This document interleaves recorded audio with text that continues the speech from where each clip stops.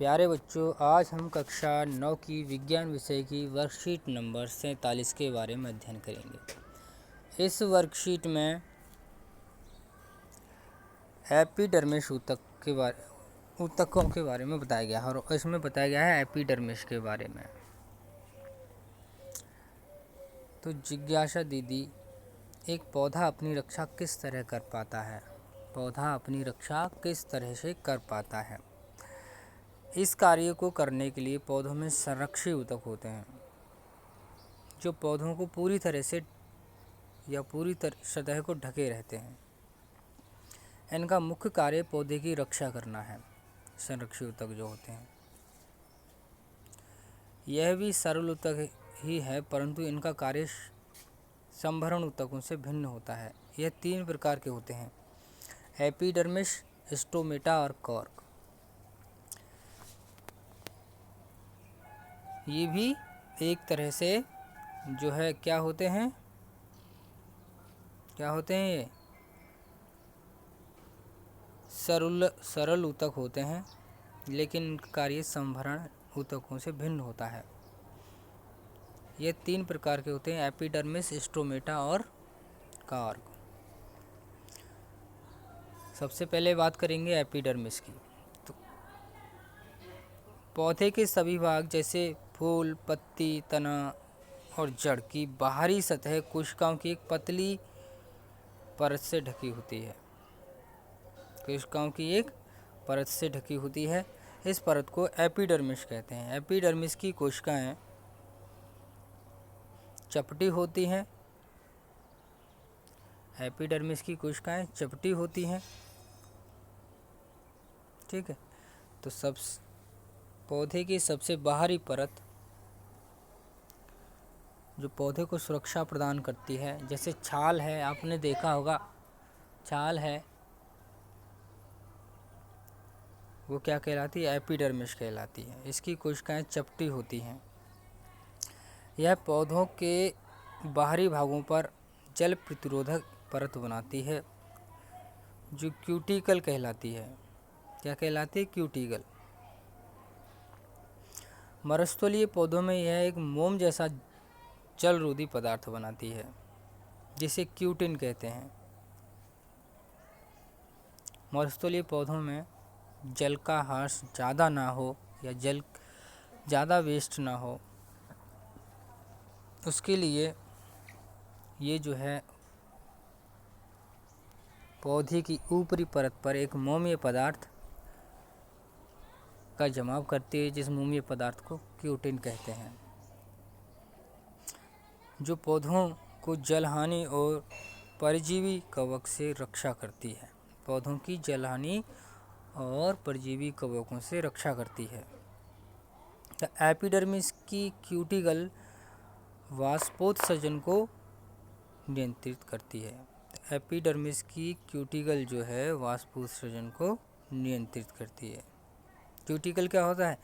बाहरी भागों पर जल प्रतिरोधी परत होती है।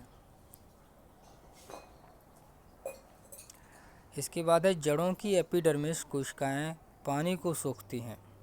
इस कार्य के लिए उनमें बालों जैसे संवर्धन होते हैं, जिनसे जड़ों की पानी सोखने की क्षमता बढ़ जाती है। तो जड़ों की एपिडर्मिस कोशिकाएं पानी को सोखती हैं। इस कार्य के लिए उनमें क्या होती हैं? बालों के समान या रेशों के समान संरचनाएं होती हैं, जिससे जड़ों की पानी सोखने की क्षमता बढ़ जाती है। ठीक है। तो पत्तियों की सतह पर क्यूटिकल पाई जाती है और तने पर जो है एपिडर्मिस होता है। क्यूटिकल पत्तियों की सतह वगैरह पर पाई जाती है और जड़ों की ऊपरी परत क्यूटिकल की बनी होती है, जिस पर रोम समान संरचनाएं पाई जाती हैं जो जल अवशोषण को बढ़ाती हैं। मरुस्थलीय पौधों में क्यूटिकल जो है एपिडर्मिस की जो सतह है एक मोमीय पदार्थ छोड़ती है, जिससे पौधों की जलहानि कम होती है और परजीवी कवकों से रक्षा हो जाती है। अब बात करते हैं स्ट्रोमेटा की। पत्तियों के एपिडर्मिस में छोटे छोटे छिद्र होते हैं। पत्तियों के एपिडर्मिस में छोटे छोटे छिद्र होते हैं जो स्टोमेटा या रंध्र कहलाते हैं। पौधों की पत्तियों में छोटे छोटे छिद्र होते हैं जिससे गैसों का आवागमन होता है, वो जो स्ट्रोमेटा या रंध्र कहलाते हैं। इन्हें वृक्क के आकार की कोशिकाएं घेरे रहती हैं जिन्हें रक्षी कोशिकाएं या गार्ड सेल कहते हैं, जैसा कि चित्र में बताया गया है। ये दो जो वृक्क के आकार की कोशिकाएं हैं सेम के बीज के आकार की, इनको हम गार्ड सेल या रक्षी कोशिकाएं कहते हैं।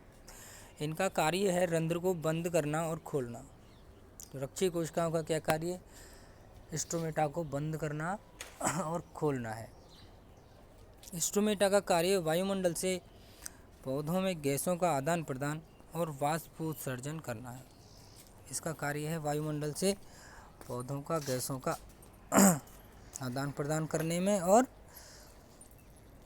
वाष्प उत्सर्जन। स्ट्रोमेटा के द्वारा ही वायुमंडल से पौधे कार्बन डाइऑक्साइड लेते हैं और ऑक्सीजन छोड़ते हैं। इसकी संरचना आप देख सकते हैं। दो किडनी के आकार के बीज हैं, सेम फली के जो बीज होते हैं, इस तरह की दो कोशिकाएं हैं जिनको हम रक्षी कोशिकाएं कहते हैं।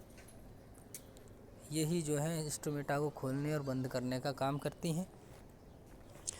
अब बात करते हैं कॉर्क की। पौधे की लगातार वृद्धि के कारण जड़ और तने में मौजूद एपिडर्मिस एक दूसरे ऊतक कॉर्क में बदल जाते हैं, मृत ऊतक में बदल जाते हैं।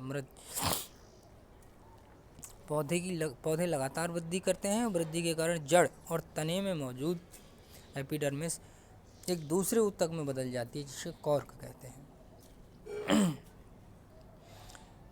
यह पौधों पर बहुत सी परतों वाली छाल का निर्माण करता है। पौधों के ऊपर जो छाल होती है वो एक तरह से कॉर्क है। क्या है? कॉर्क। ब्राउन कलर की जो छाल होती है वो कॉर्क कहलाती है। देखिए इसमें चित्र में बताया गया है। यह पौधों पर बहुत सी परतों वाली छाल का निर्माण करता है। कोशिका, ठीक है। कॉर्क की कोशिकाओं के बीच में सुवेरिन नामक रसायन जमा होने के कारण कोशिका की भित्ति मोटी हो जाती है। कॉर्क की कोशिकाओं के बीच में एक रसायन जमा हो जाता है जिसको बोलते हैं सुवेरिन। क्या? कौन सा? सुवेरिन रसायन जमा हो जाता है जिस कारण से कोशिकाओं की भित्ति मोटी हो जाती है। ठीक है। सुवेरिन इन छालों को हवा एवं पानी के लिए अभेद बनाता है। ये जो सुवेरिन नामक रसायन है छाल को पानी और हवा से अभेद बनाता है। यानी कि सुवेरिन के कारण छाल के अंदर ना पानी जा सकता है ना हवा जा सकती है। इसमें कुछ प्रश्न दिए गए हैं। पहला प्रश्न है संरक्षी ऊतक किन्हें कहते हैं? ये पौधों में कहाँ पाए जाते हैं? संरक्षी ऊतक जो है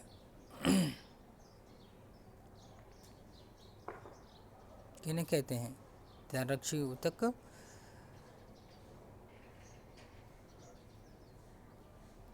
किसे कहते हैं? एपिडर्मिस, स्ट्रोमेटा और कॉर्क को संरक्षी ऊतक कहते हैं।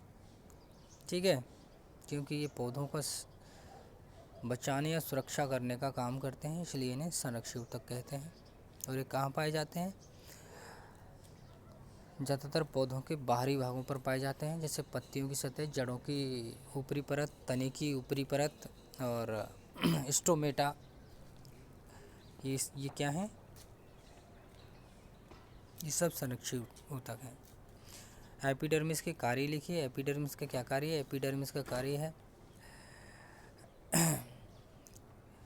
एपिडर्मिस जो क्यूटिकल है वो वाष्पोत्सर्जन को नियंत्रित करती है।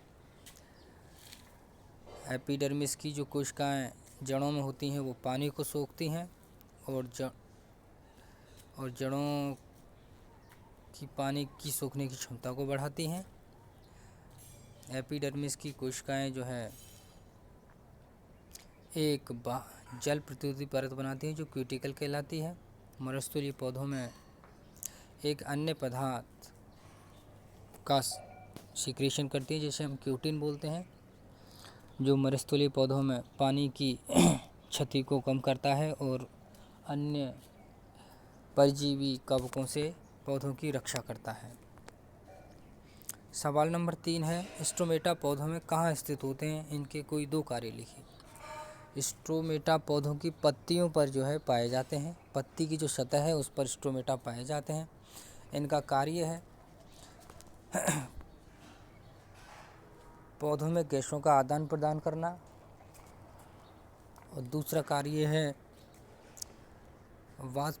वाष्पोत्सर्जन का, वाष्पोत्सर्जन और पौधों में गैसों का आदान प्रदान। सवाल नंबर 4 है, कॉर्क के सख्त होने के क्या कारण हैं और इसका पौधे को क्या लाभ मिलता है। कॉर्क के सख्त होने का कारण है सुबेरिन नामक रसायन। कॉर्क की कोशिकाओं भित्ति पर सुबेरिन नाम का रसायन जमा हो जाता है, जिससे कॉर्क सख्त हो जाता है। और इसका लाभ ये है कि जब सुबेरिन जमा हो जाती है तो वो कॉर्क की कोशिकाएं पानी और हवा के लिए अभेद हो जाती हैं, जिससे पौधा या पौधे की तना सुरक्षित रहता है। सभी बच्चे अपनी कॉपी में करके दिखाएंगे। धन्यवाद।